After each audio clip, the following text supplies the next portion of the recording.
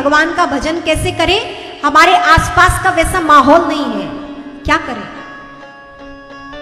हमारी भक्ति माहौल पर आधारित नहीं है, हमारी भक्ति हमारे स्वभाव और निष्ठा पे आधारित है।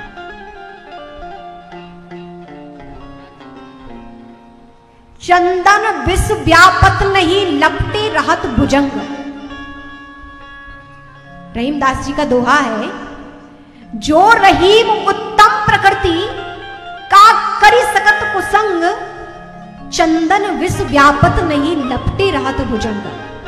चंदन का वृक्ष सुगंधित होता है, उस पर कितने भी उसकी सुगंध से प्रभावित होते हुए भुजंग सर्प उस पर लिपट जाए, लेकिन अपना विष उस चंदन पर नहीं छोड़ पाते। छोड़ भी दे तो चंदन पर प्रभाव नहीं पड़ता है। रहीमदास जी कहते हैं, जिसकी प्रकृति उत्तम है, भगवान की भक्ति जो करना चाहता है, कुसंग माहौल उसका कुछ नहीं बिगाड़ सकता। माहौल आपकी बाह्य वृत्ति है, भगवान का भजन तो अंतर की वृत्ति है। और सबसे बड़ी बात, इसका उदाहरण आप देखिए, आपके समक्ष उदाहरण है। आप विभीषण जी का नाम सुने हैं, जो दैत्यराज रावण के भाई थे। और माता कैकेयी का नाम सुना है आपने, भगवान राम की छोटी मां, भरत जी की मां कैकेयी। कैकेयी जी कहां रहती थी? अयोध्या में, भगवान राम के राज्य में, राम के पास। और विभीषण जी कहां रहते थे? लंका में। लंका नगरी में एक भी कोई भजन करने वाला नहीं था। दैत्य नीति, दैत्य परंपरा, चारों तरफ आसुरी प्रवृत्ति, कोई भी अनुकूलता नहीं, लेकिन फिर भी विभीषण जी वहां परम भक्त बने, भगवान की भक्ति की। यहां तो माहौल विपरीत था, स्थिति विपरीत थी, लेकिन फिर भी भजन करने वाले ने भजन कर लिया। और वहां अयोध्या में रहने वाली कैकेयी, आप देखिए, जहां राम के राज्य में रहते हुए भी वो राम के उससे आप्लावित ना हो सकी, राम की ही विरोधी बन गई। वो राम जी को स्वीकार ना कर सकी, उन्हीं के राज्य में समीप में रहते हुए। और वहां दूर लंका, दूसरे देश में बैठे हुए विभीषण जी भगवान राम का भजन करते हैं। जिसकी प्रकृति उत्तम है, उसको माहौल प्रभावित नहीं कर सकता। भगवान का भजन आंतरिक प्रवृत्ति है, बाह्य प्रवृत्ति नहीं। और भगवान का भजन करते हैं। धीरे धीरे बड़े हुए प्रहलाद जी महाराज। शिक्षा दीक्षा कहां हुई उनकी? उसी आसुरी विद्यालय में, उसी परंपरा से शिक्षा दीक्षा हुई। लेकिन नारद जी कभी कभी वहां आते थे। माता कयादू ने नारद जी का सत्संग किया था, और कयादू माता के संस्कार थे प्रहलाद जी महाराज पर, और उन्हीं के कारण वो दिव्य भक्त बने। भगवान का खूब भजन किया, और कहते हैं तपस्या भगवान की। अब तो वो जहां भी देखते हैं तपस्या के माध्यम से उन्हें सर्वत्र भगवान दिखाई देते हैं।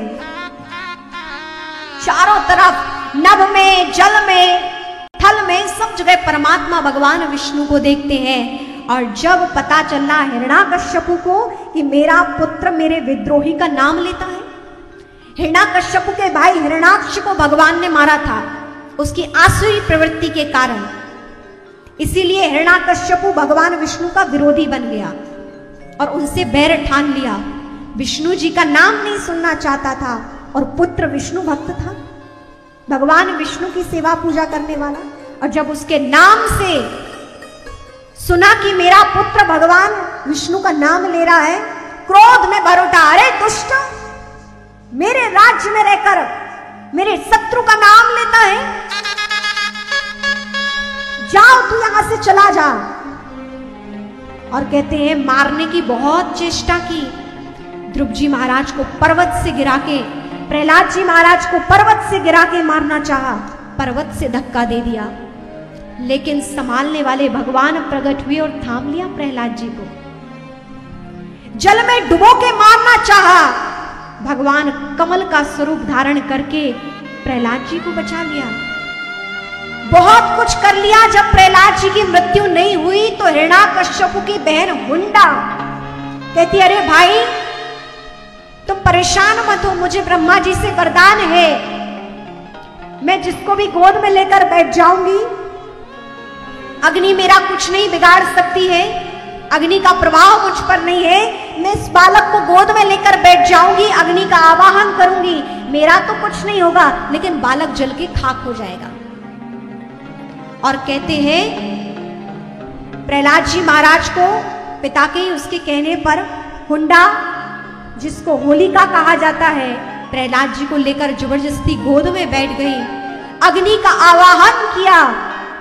वहां हुंडा तो जल गई लेकिन प्रहलाद जी बच गए। अब लोग कहें कि वरदान का क्या हुआ? वरदान हमेशा सत्यता को धारण करता है, और जब आप असत्यता की ओर चले जाते हो तो वो वरदान भी विफल हो जाता है।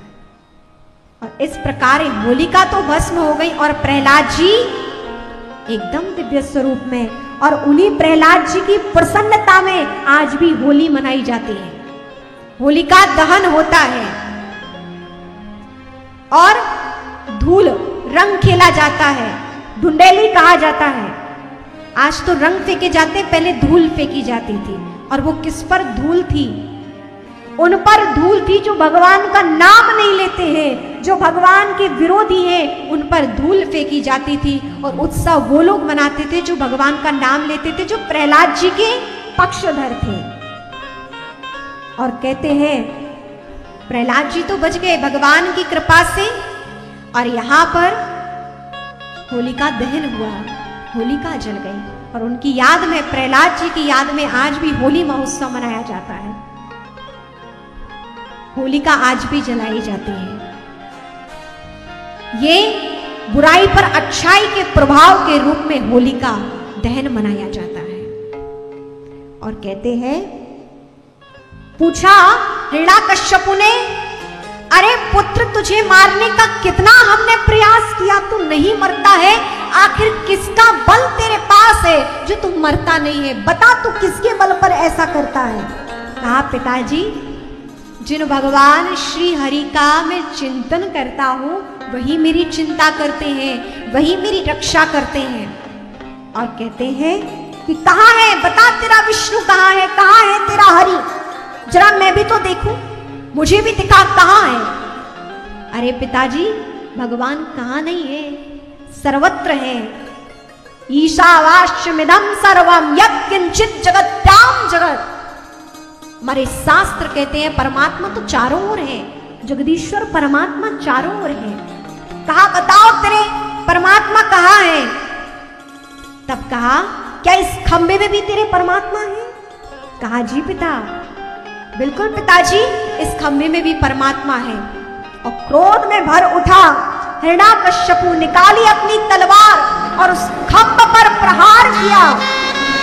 और जो ही प्रहार किया, भक्त की वाणी के रक्षा करने के लिए, अपने भक्त के वचन की रक्षा करने के लिए उसी खंभ से हाहाकार करते हुए भगवान नरसिंह का प्राकट्य हो उठा। भगवान विष्णु नरसिंह रूप में प्रकट हो उठे। बोलिए नरसिंह देव भगवान की, श्री हरि विष्णु की, प्रहलाद जी महाराज की। भगवान विष्णु प्रकट हो उठे, हाहाकार करते हुए, जिह्वा लपलपाते हुए प्रकट हुए हैं, क्रोध में भरे हुए हैं। प्रहलाद जी महाराज भगवान के दर्शन करके आनंद मना रहे हैं, लेकिन जब इस रूप में, आधे मनुष्य और आधे पशु के रूप में, आधे सिंह के रूप में जब देखा है, तो हिरण्याकश्यपु देखकर चीत्कार कर उठा और कहते हैं, भगवान प्रकट हो उठे। अरे दुष्ट, बता, तूने मेरे भक्त को कष्ट दिया है, अब मैं तेरा संहार कर दूंगा। तू कहता था ना मैं दिन में मरूं न रात में मरूं, तो देख, न ये दिन है न रात है, संध्या का समय है, न ये पृथ्वी है न आकाश है, मैं तुझे अपनी जंघा पे रखकर मारूंगा। ना अस्त्र से मरूंगा ना शस्त्र से मरूंगा, तो देख मैं तुझे अपने नुकीले नाखूनों से फाड़ कर मार दूंगा। ना ये अस्त्र है ना शस्त्र है। और तू किसी माह में नहीं मरने वाला था, ब्रह्मा की बनाए हुए 12 महीने में नहीं मरने वाला था। मैं तेरे लिए 13वां महीना बनाऊंगा, और वो यही मास है पुरुषोत्तम मास। ये विशेष मास भगवान ने अपने भक्त के लिए ही बनाया, और इसी मास में हिरण्याकश्यपु का भगवान ने उद्धार किया।